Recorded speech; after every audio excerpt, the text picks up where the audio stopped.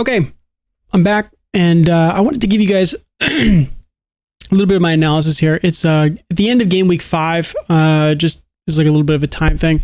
So this analysis is going to have a little bit of hindsight bias, but the Arsenal and Man City game happened today, but just as like a little clue in of what like kind of happened. But I'm going to give you my analysis of game week 3. I did a video where it's basically kind of like a quick rundown of what happened, but I've watched it back. I've done the detail, I've done the work. I've actually thought about it. I've actually watched it, considered it, put it together. And I want to give you like an actual, or like a real thought about what is going to happen here. So let's, without further ado, let's talk about it. So game 1, Chelsea versus Fulham. So we got a West Side derby in London. Now Chelsea won 2-0 in this game. Okay. Chelsea, I'm going to give you a B for winning this game. One is that João Pedro continues to be him. He continues to play very well. And he's continually carrying the team at the moment. João Pedro. So that I could say honestly that's like a very, very positive sign for you guys because of the fact that you have Palmer still out for this game, right?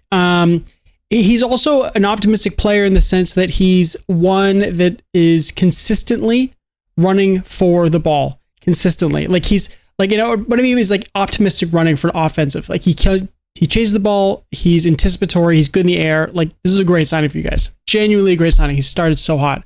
Also, you guys had a couple lucky calls and going your way. Obviously the Fulham goal that was disallowed. Penalty. I think it was a penalty, but I think that like on a different day, maybe in different circumstances, that on a different day that could have been a non-call, but I do think it was a good call. So I'm just saying, like maybe a different referee, maybe that might not have been called. But that being said, I think it should have stand, but that's okay. So I'm giving you a B in the win because I just don't think that I can give you like congrats, like standing ovation. Great win. So that's that. In this game also, Sanchez was needed big time. You guys did not perform that well at points, and Sanchez made a few big saves early on. And you guys were also Fulham and Chelsea. You get level on shots, pretty much. I think there's maybe 1 or 2 shots difference, but yeah, that Chelsea edges the ones that are on target. So I mean, when you talk about a stats level and maybe performance level, I think that just roughly speaking, this is, it's about right. It's about right. The win for Chelsea. So I don't necessarily disagree with the result. I just think that the 2-0 scoreline doesn't necessarily tell the full story of this game. It might have been more of a 1-0 win for Chelsea or a 2-1 win for Chelsea. Like it just stats wise, like just how the game kind of felt. But 2-0 feels a little bit too comfortable. Last piece also is that Rory Delap, like he missed the goal fest. He didn't get a goal during the West Ham blowout, and now he's injured here. So it's over. Like there used to be this kind of this race for who's going to be the attacker, because obviously Cole Palmer is going to be sitting in this midfield once he becomes healthy again. So who's going to occupy this front spot? João Pedro is going to do it now. Delap is now injured. 14 minutes in the game, it's over. That conversation's now officially rubber stamped over. Liam Delap is the backup. Fulham. Okay. 1, Josh King is a real talent. I don't care if that goal is disallowed, if I'm honest. What I'm telling you is that he muscled off a defender. He cut the ball back. He put it away really, really nicely composed.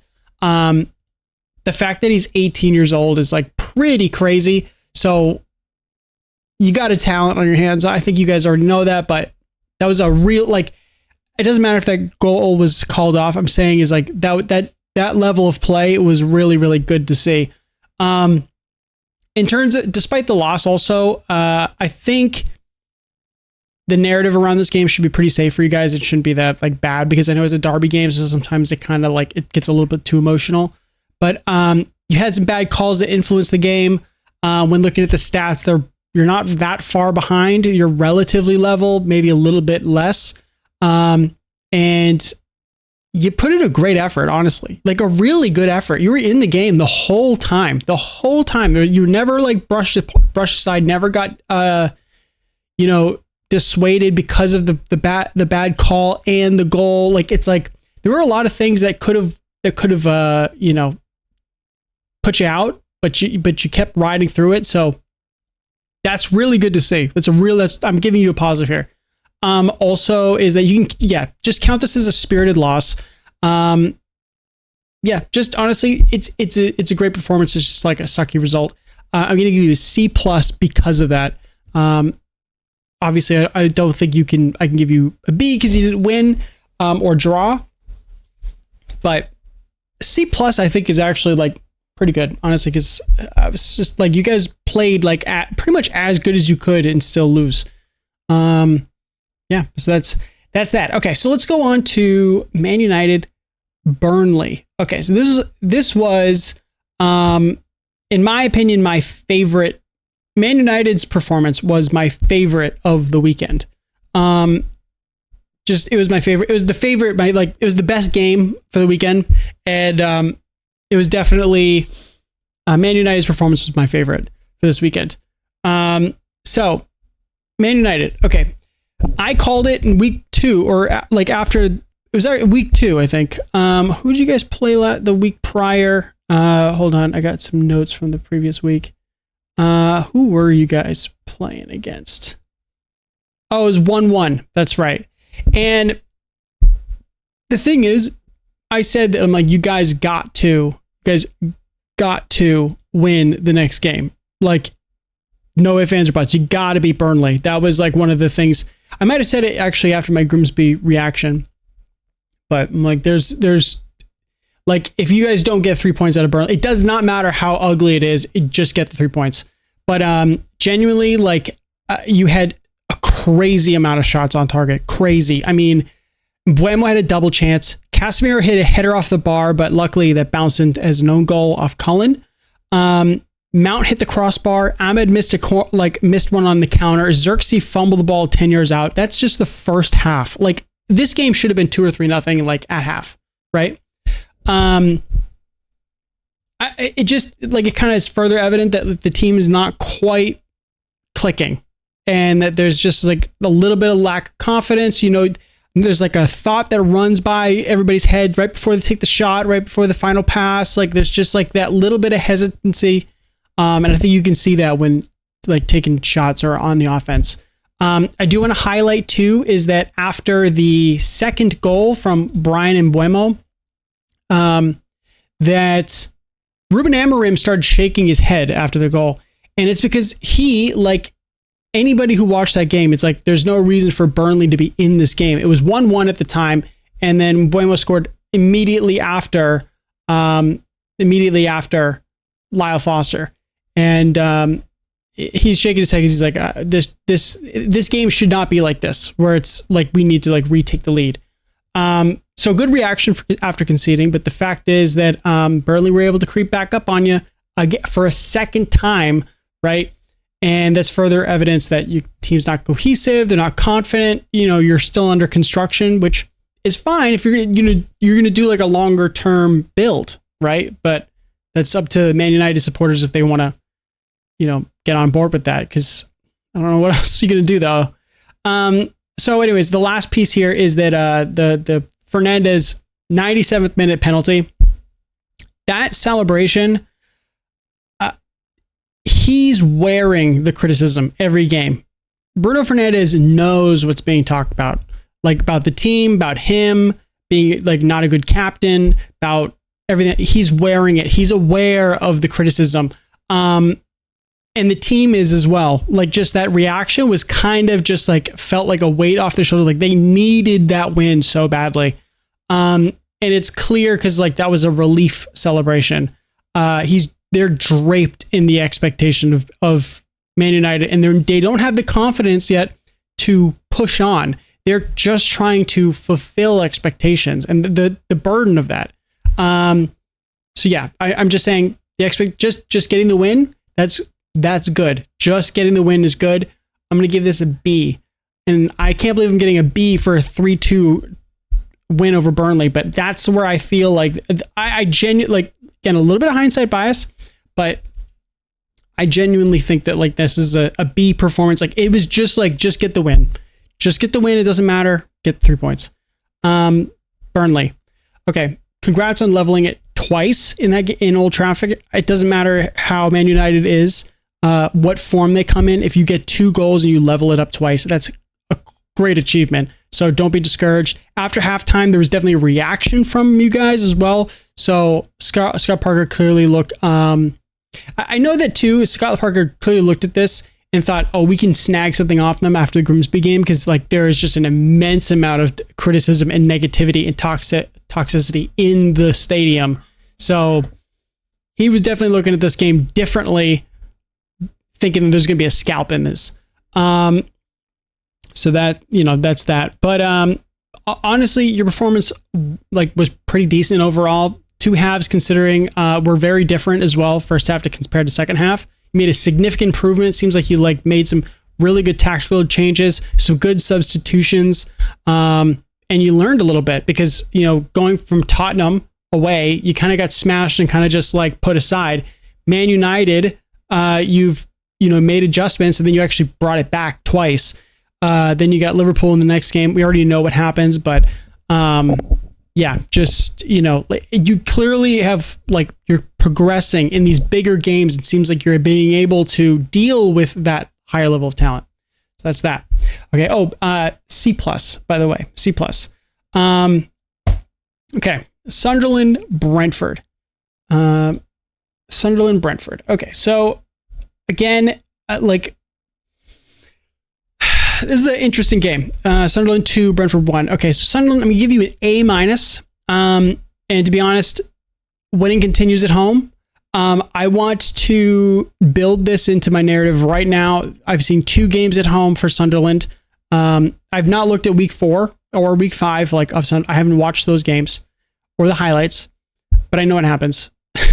But I'm just saying is like at home, Sunderland is dangerous. Stadium of Light is dangerous. It's a hostile environment, and you can already tell that teams don't want to come there. The West Ham and Brentford being victims of that. The penalty save was a huge boost. It came from a oppositional mistake, which is fine. That happens. And but I cannot say for certain that you were going to have really a strong performance, though. You guys weren't really taking it to them. Like it's kind of like the late goal kind of spurred you on to like hit another gear. You found another gear, which is crucial, particularly being a newly promoted team. But just the consistent willingness to sprint, transitional offense, the crowd pressure is huge. Your wide play is dangerous. You're good through the middle. Yeah. The negatives for you, the only thing is that the Brentford were able to take the lead in the first place. But you came back and overcame that late. And so I don't want to be like that critical. That's why I gave you an A-. And also you're a newly promoted side. So literally any win is a huge win, because you are just at the point of don't be relegated. Brentford, C-. What I can't believe is that actually you withstood more pressure than West Ham United. You just performed way better than West Ham. I didn't think that you were going to get beat 3-0, but I didn't think that it would take so long. Like you even take the lead late. You just had you just did a little bit better. And if you drew this game being 1-1, I give you a nice clean C, maybe a C+, depending on maybe. But unfortunately, you know how this game went. Actually, you conceded a late goal. You've fouled in the box. That was from a bad mistake. I think just Rico Henry did you dirty there. And then you conceded the late goal. You just didn't close down the guy in the wing. Really, that's kind of what it comes down to. They passed it back and he just lobbed it in. But I don't understand is why Christopher Ayer and Ethan Pinnock weren't brought on. If you're a Brentford fan, please like let me know why these two guys were not brought on. Because in my non-professional opinion, one is that like once this penalty goes in the 82nd minute, you're now like under pressure. Now it's like, game's on, and it's after you now, right? And you got the crowd involved. It's now 1-1. They're going to come after the game. Like, you should know that. Throw on your defenders, lock it up, and like try to get it done. Your substitutions, Fabio Carvalho, like what is the sub? Like, and I think who came off for it? Shada? Okay, fine. Like, fine. If Shada is gassed, then that's fine. Rico Henry's not necessarily a bad sub. I know that he gave up the foul, but whatever. My real thing is like, it's these two guys didn't come on, and honestly, I'm just like, I don't know why. It just feels kind of like maybe management inexperience from Keith Andrews. That's all I can really give you. So again, C- for Brentford. Okay. Tottenham 0, Bournemouth 1. Crazy game. Okay. So Tottenham at home. What do I give you? I give you a D. Okay. I don't even know where this performance really came from, if I'm honest. I hailed Tottenham as the two best performances of the previous 2 weeks. You had a 3-0 win over Burnley, which was basically like Burnley basically had like 2 shots all game. It was like fully dominant, right? And then you beat Man City. So it's just kind of like you just dominated them. You had like 2 like really good games. Bournemouth against Bournemouth, I don't know, like what? To me, it just is like, I'm like, okay, so you were a bottom half team last year. I understand that you won the Europa League, but you're a bottom half team. There's a little bit of that still like there. There's still a little bit of like newness, a little bit of like the team's not quite formed. Bournemouth are well drilled. They're competent. You guys didn't even really get a shot off until Bergvall in the 69th minute. I think that was like the only like real dangerous opportunity. That was like a good shot, a good chance.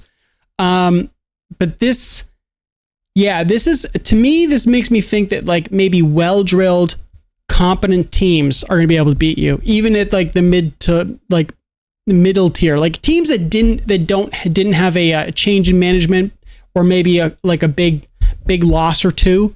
So I understand that, like, I already know what happens against like Brighton, for instance, but Brighton I would have used as an example, right? It's like Bournemouth, Brighton, Crystal Palace.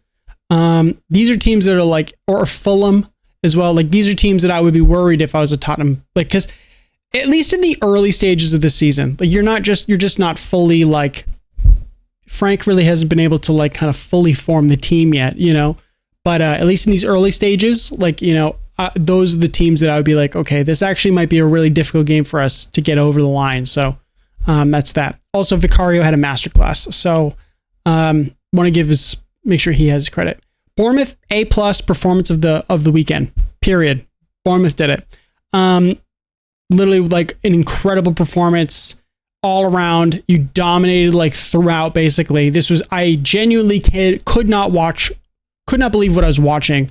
I mean, I think it's poetic too that basically one of the shots that was deflected, being Evan Nielsen's shot, was deflected and actually went in, and then all the other ones that were on target like did not go in because Vicario became Spider-Man. But you look like a top half team at the moment. You had high profile exits, and it just does not look like it affected you whatsoever. And I mean, you got two goals in Anfield to level it up. You won an ugly physical game against Wolves. You killed Tottenham in the Spurs stadium.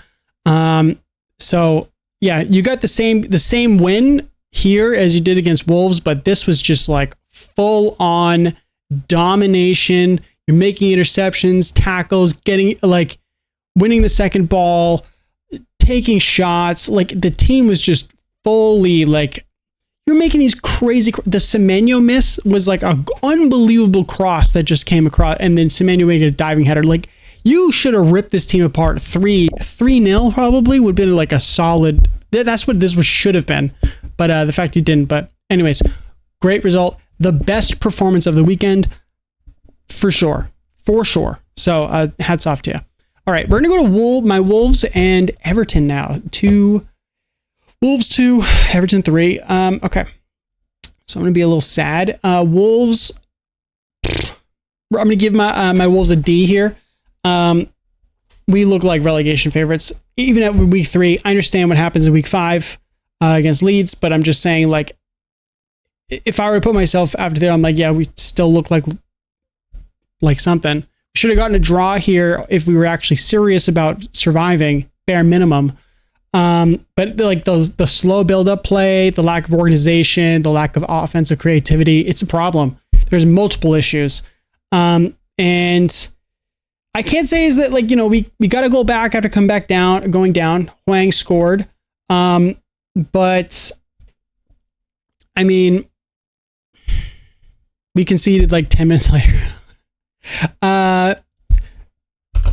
We conceded 10 minutes after scoring, which, if you see here, Hwang 21 minutes, dive, all right, 12 minutes later. But like, once that goal went in, it's over. The game was done. It was done after that goal, and then we went down 2-1 at halftime, and it was just over. I've watched a lot of soccer in my lifetime, and I am also starting to watch players, not for, like, in Wolves, not for their technical prowess, not for their physical ability. I'm looking at players because this team is in a relegation fight. No, everybody, it's obvious. Everybody knows it. I'm just saying, like, you're already looking at players and saying, like, okay, are you actually running hard? Are you actually giving a shit when you, like, are going on offense or going on defense? Like, are you just running? Are you just showing that you care, bare minimum? Even if you lose, are you putting up a fight? Even if you were down a goal or two, like, are you still running? That's how I'm starting to look at Wolves players because of the relegation fight. It's clear it's bad. Like, you're, like, bare minimum, are you still running? That's it. Like, are you, and for me, when Rodrigo Gomez scores the second goal here, coming off the bench, right? Like, all of these subs, right? These 3 subs, Bellegarde, Fer Lopez, and Rodrigo Gomez. These are just runners. They're just people who run. Like, but I'm looking at all of these guys like, okay, Rodrigo Gomez, Hugo Bueno, Marshall Munetzi, Joao Gomez. These are guys that I'm like, oh, are you running? Or are you not running? Because we're like, just put in effort. That's all I need. All right, that's the end of my Wolves. Again, you get a D rating. Everton, you get a B rating. Good victory. Congrats. Continuation of the good vibes and everything else. This is kind of you should, if you have real ambition, you should always look at Wolves and say, we're going to beat them because of how bad things are right now. So you beat us. That is what it is.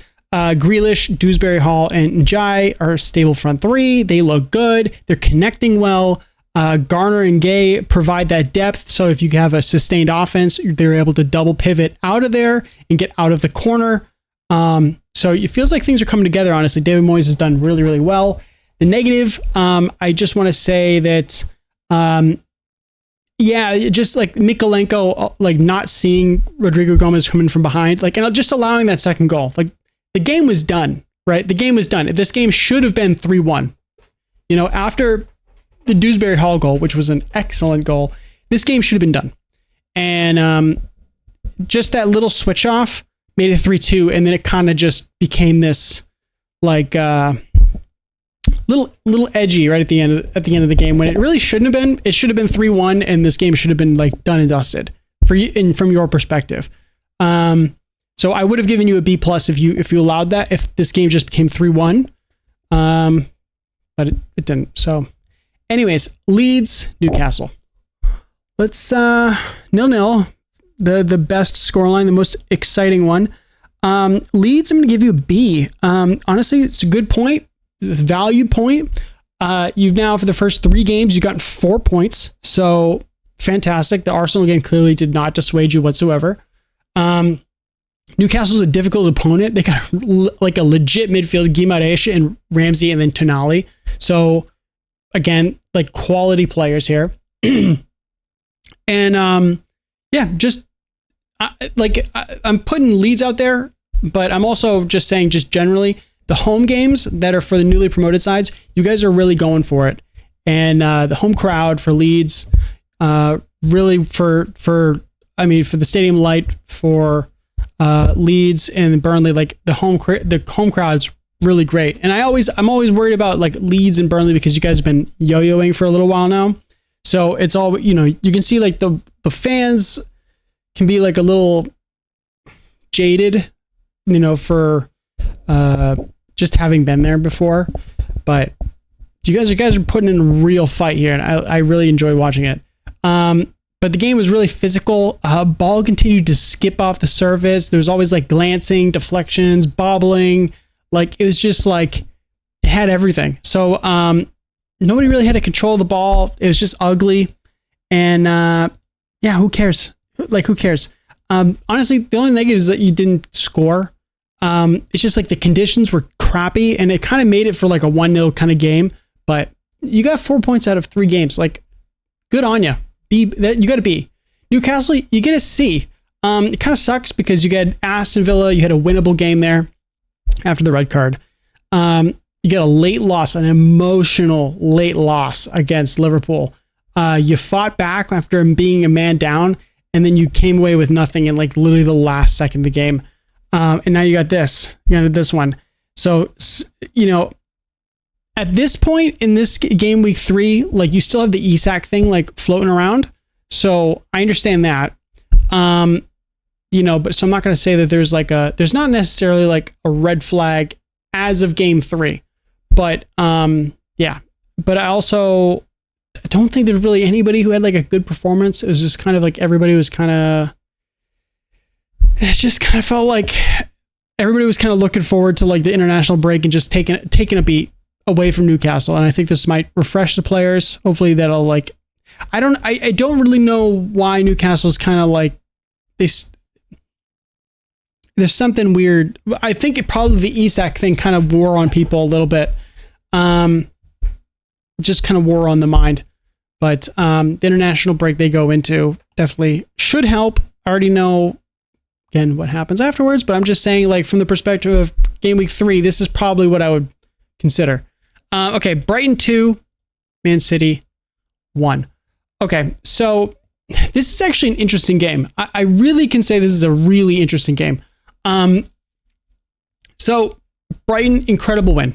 Okay, you get 3 points. You came back from behind, and this might be a high watermark for you, like for the whole season. Like this might be the game of the season for you, because it was just such a great game. And you fought back, you stuck to the plan, like you didn't get discouraged, you executed. And the thing is too, is that you won the ball up the field, and you kept pressing and you kept running for it. Which was, it was great because like it seemed to be Man City's weakness, and then you were able to turn it, fire the other way, and then you catch them out. What we're seeing right now in the Premier League, like the current like meta is like that you win it, and then there's a quick transition, and immediately like you have your runners who are quick and pacey. You got your Nkuba Minte, you got Matoma, that speed hits immediately, and then you can release it. So that's that. The negatives are from really the first half, because Man City kind of dominated on that side. But you definitely, you made a ton of changes. You made the quadruple sub, which clearly affected the game at 60 minutes. And, Fabian Hurtzler clearly like has plan B. Like he has a plan B in mind when things are not going right, and he needs to make the adjustment to win the game. This was a game where he made the adjustment at 60 minutes. He made a quadruple sub, and it worked. And it changed the game, and it switched around. And, it's fantastic. And Nkuba Minte ran his ass off too, which is great. Okay, Man City, D+. Okay, Brighton got an A. Man City gets a D plus. One, first half, you were really good. More shots. You got a goal. Generally just more threatening. In the goal, there's a thing that I started saying that I was like, you can't break down teams. You can't pass them like to death and kill them like that. Like we know from the Man City's prior with Kevin De Bruyne and all these other guys.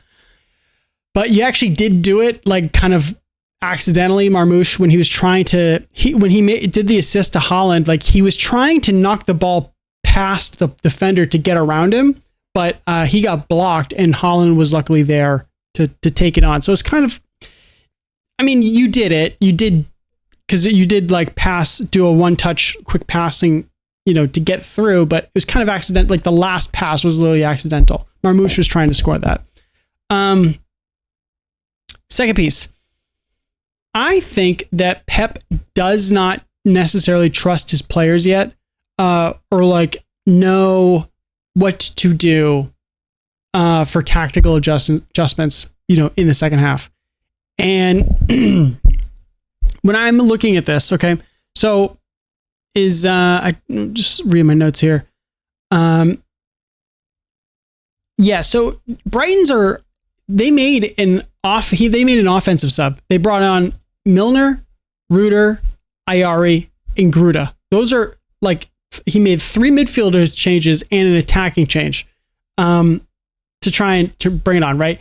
So Baliba, Hinchelwood, Gomez, and Welbeck like took out the spine of the team and then put like a brand new spine into the team right down the middle, right?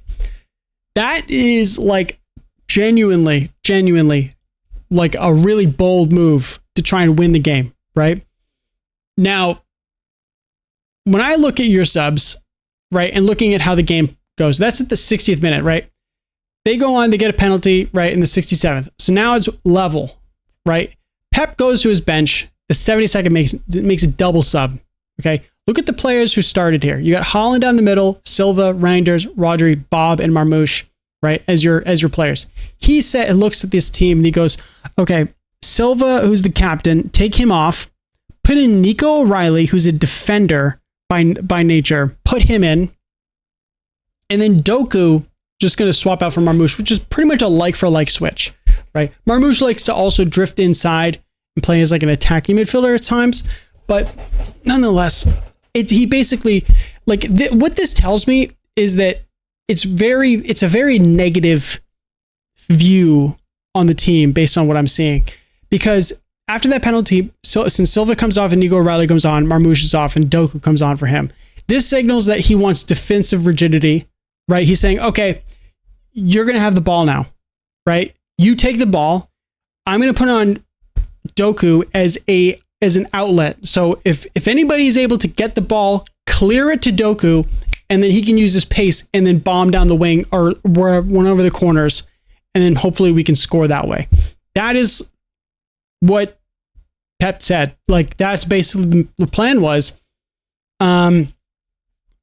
which again, like I've never seen Man City do that, particularly like in a game like where it's 1-1 at Brighton. You know what I mean? Like it's weird to see. Like, and then when you think too, it's like when you think too, later on, he makes another sub at 85 minutes, Rico Lewis and Ruben Diaz. He's trying to lock it in. He's like, all right, it's going to be 1-1. We're done. I'm done. I'm tapping out. Right. I mean, he doesn't really have an offensive option. Let's be honest. His only offensive option is Doku. And, the fact is too, is that in this game, you had Cherki, Kovacic, and Phil Foden all out with injuries. So he has literally nobody like offensively to really bring on to try and change the game. And De Bruyne was out in the summer, so he's let go. So like he doesn't have really anybody to like affect the game offensively. Really, that's kind of it. And I think that was a theme that you see in this game. And first, and I know what happens, further down. Like in the Arsenal game, you probably see the same thing, but I don't want to. We'll get to that when it comes out. But anyways, next game, Forest, West Ham. I gotta try to see if I can wrap these ones up a little bit faster for you. But okay, Forest D, West Ham B+. I'll get into this. Forest. This feels like Nuno Espirito Santo, just all of that crap just hanging over the team. That's kind of all it comes down to. Under normal circumstances, like if that whole ownership issue is and Nuno's issues were not there, I think this scoreline flips and becomes 3-0 Forest. But that's just what it is.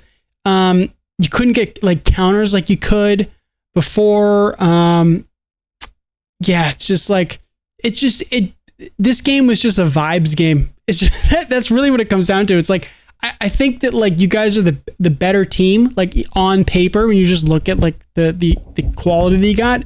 But the thing is that like after Bowen's goal in the 84th minute, like you should still be in the game. Like the game, if you're gonna lose, you're gonna lose like a 1-0 game, right? Where it's kind of like they kind of smash and grab you. But I think that not only did you lose the game because of everything that's going on, right? But the second and third goal kind of are more emblematic of the fact that like the team's like, yeah, we're kind of done. This whole thing that's going on around us is just like weighing on us. There's like kind of just a tornado, and that's just what it feels like. This whole game is like we got to scrap this. This is like you got to figure it out off the field to bring it on. That's that. So the Forwards, you get a D. West Ham get a B plus. Okay, toxicity after the first 3 games. Including the cup game. This reached a boiling point. This was like really, really bad. And the fact is that I think Potter for this game basically just said like, go out there and play. Like, screw the system and the stuff that we have to do. Like, just play at this point. Like, I think that's just like, I think he's just kind of done. And yeah, the calls to get rid of Potter are basically like so loud at this game. I mean, we're a couple weeks on now, so it's like if they're kind of, I understand that he's basically done now, but I'm just saying. And the fact is too is that what was really evident is that West Ham needed pace in the team, like the previous weeks, and Mateus Fernandez, like fantastic. That guy ran so hard for so long. So it was clear, like it was very evident that how good he was on the field for you guys. And the attacking threat that he brought. He ran back on defense as well. The fact that when Somerville came on as a sub, he was quick, he was fast, he was pressing. He like as soon as he got the ball, he started running immediately at them. Like he created problems. So like, yeah, you need the offensive transition to like the counterattack is, more commonly known. Like you just need it, right? I think personally, if you look at this entire thing, like from Walker Peters all the way around here, right, to Doof, you just kind of crescent this. I would keep, basically your 5 here, right? I know Hermanson and Areola are kind of battling it out right now, but like Mavropanos and Kilman, okay, sure. This with the crescent, right? Should be, right? It's 2, 4, 6, this 6, right? For your offense, right? You should get Bowen, Paquetá, and Fernandez. Okay. I'm not really like blowing your mind so far. Somerville, obviously, Walker Peters, and Doof. That's kind of who you should keep. And then just keep that like Souček or like Ward-Prowse in the middle or something. That's kind of all you need. The dysfunction of Forest, but clearly was a huge effect in the game. Who cares? Get the 3 points. Feel good about it. You're in a relegation battle right now, so take the 3 points. Whatever. Who cares? Okay, next one. Liverpool Arsenal. This was billed as the game of the weekend. 1-0 to Liverpool. So Liverpool, I'm going to give you an A-. You won the game, and I think that's really all that matters to you at this context. Szoboszlai, I want to just highlight again. I think Szoboszlai is the best player on Liverpool. He is world class. He works so hard. The fact that he's playing as a right wing back right now to fulfill that position is crazy to me, because that's how much Arne Slot like values Szoboszlai. That's how much, like, he's literally like the lifeblood of this team right now. He's a bombing up and down, getting inside, getting outside, marking his man, shooting, passing. Like, he does everything. He does it all. Like it's crazy. Yeah. So even though this is extremely early, like this game felt like a cup final. It felt like nobody can make the mistake. And I think that's kind of the reason why the Szoboszlai being like, again, in my opinion, the best player on the field for Liverpool. Like not just in the game. I just mean like, I think generally like Szoboszlai is the best player on the team right now in this current team, best player on the field. Salah obviously like has been historically the best, or for Van Dijk, right? But I think Szoboszlai is now taking that mantle. I think that's probably my hot take for it. I think eventually it'll happen, but that's just like I can't see it being another way. Like this guy is unbelievable. Liverpool's been champions before. The leadership of the team has won it twice, like previously, but most of these guys who are here now have won it last year. So they know what it takes to be actually, like physically and emotionally, to really take on and win the league. And I think that the maturity in this game actually got them over the line to be in the game, even though they didn't play that well. And the thing is too, is like Liverpool in the last 2 times they won the title, they have not won a title where it was like neck and neck. They've always won the title when they've kind of blown the whole league apart, and they're just basically like the gap between them and everybody else is insurmountable. They're just so far ahead, and everyone's like, all right, well, Liverpool won the league. That's kind of how Liverpool have to win the league. They've only won it twice because that way. So to me, that feels like, again, they're just like, hey, start sprinting early, create a massive gap. The narrative starts to become, we can't close the gap. They're like 10 points ahead, 11 points ahead, 12 points ahead. Game's over, league's over, who cares?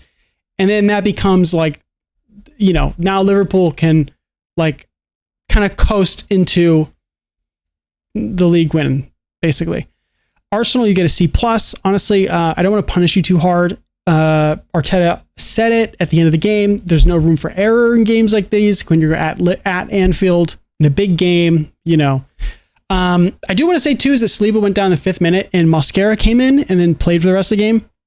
Looked great. Looked like you basically was like a plug and play. So just want to say that because depth has been an issue in center back previously. And also that last word is that I don't like Trossard. I know Saka's coming back from injury, so like I kind of understand why he's not like you definitely look like you missed Saka and you missed Trossard here. I don't know why it wasn't brought on as a sub. I do like what I saw from Madueke. He chased down every ball. He just like went after it for everything. He was just really aggressive. But you just can't, again, you can't break down teams. That's a thing you just can't do. You still resort on quick transitional offense. Hopefully they have like a high line, set pieces. That's just how you guys are right now. That is how you are. You don't break teams down. So that's it. And if I didn't say it, you got a C+. Last game, Villa Palace. Okay. This is a long video for my reaction here, but Aston Villa, you get the worst performance of the weekend after blanking 3-0 against Palace. Now, I had to go back and check my notes. Actually, I went back to previous weeks to just say like what was going on. I said in week 2, I said you bare minimum is you need to get a goal. Didn't get that. Hopefully you got some kind of result. Didn't get that, and actually you got embarrassed at home. So it's just an all around bad performance. Very evident that you don't have an ability to be creative and break down teams when they give you the possession. And this is now the 3rd game in a row with a goalless Aston Villa. So that is a problem. And I do think what sucks too is that this was the worst opponent at the worst time. Because Crystal Palace is extremely good at their with defensive rigidity and organization. They're super physical. They're great on the counterattack and even part of sets plays too. This was perfectly suited for Villa to get blown out. Like the perfect opponent for Villa to lose to. Like they were just the counter to everything that you have. Because you can't break down teams. This team is extremely good at their defense. once they're able to unlock it, they're able to like blast you with a counter, and they're gonna set plays. Like it's just like this is like the perfect team for Villa to not be able to play against. Palace, I give you an A, and I would give you this higher. I would give you a higher rating if you were able to dominate a little bit more. You had 6 shots all game and you put 3 past them. Like there's a little bit of element of fortunes here, but what I can say though is that your counterattacks, the chances you took, they were just clean flush counter punches, like, you know, in a boxing sense, like just flush, boom, done. Doesn't even look like Eze really affected you that much, if I'm honest. You just have a lot of quality. Winning the FA Cup is clearly not a fluke. And I don't think that you win trophies by accident either. That's just like not really how the game goes, or it's structured that way. But what I cannot believe though, I mean this honestly, like what I cannot believe is how good your defense is. I can't believe it. You blanked Chelsea. You held Forest down to a goal. You blanked Fredrikstad twice. So you had to go in Norway, right? And now you've blanked Aston Villa on the road. It's very impressive. And I think that the rest of the league should definitely be afraid of you. You you're so difficult to break down. Like teams do not get quality chances against you. Like you are now like the 1-0 team. If like a Liverpool or an Arsenal or whomever is going to come against you, they better pray they win by 1-0. That's basically all they got. They're not gonna be blowing you out. Now that being said, you got the Conference League.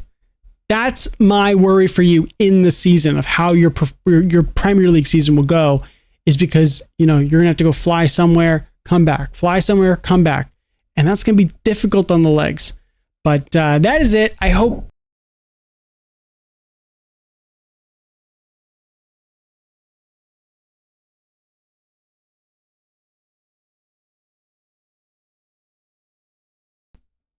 Liverpool A-, Arsenal C+, Forest D, West Ham B+, Man City D+, Brighton A, Newcastle C, Leeds B, Everton B, Wolves D, Bournemouth A+, best performance of the weekend, Tottenham the D, Brentford with C-, Sunderland with an A-, Burnley C+, Man United B with my favorite performance of the weekend, and then Chelsea B, Fulham C+.